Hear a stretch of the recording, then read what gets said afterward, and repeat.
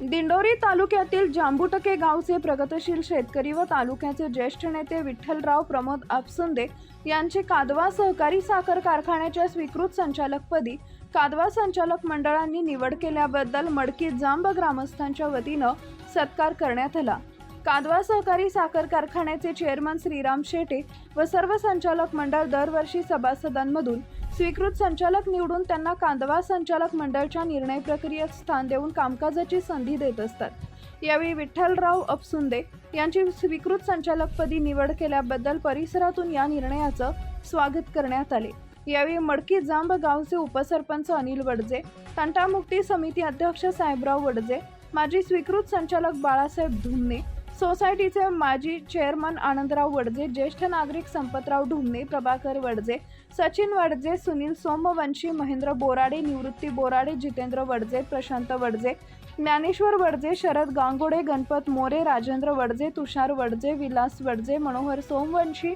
सुभाष वडजे, शरद विडजे, विष्णू गांगोडदे यांच्यासह शेतकरी, ग्रामस्थ, कादवा सभासद मोठ्या संख्येने उपस्थित होते। दिंडोरी वृत्तांत न्यूज कार्यकारी संपादक बापू चव्हाण। स्वीकृत संचालकपदी आमचे मार्गदर्शक आणि आपल्या दिंडोरी तालुक्याचे ज्येष्ठ नेते सन्माननीय विठ्ठलराव आपसुंदे यांची स्वीकृत संचालक म्हणून कादवा कारखाना कार्यकारिणीने निवड केली, त्याबद्दल आमच्या मडकीजाम ग्रामस्थांच्या वतीने या ठिकाणी आम्ही सर्व ग्रामस्थ, सोसायटी पदाधिकारी, ग्रामपंचायत पदाधिकारी, सर्व शेतकरी,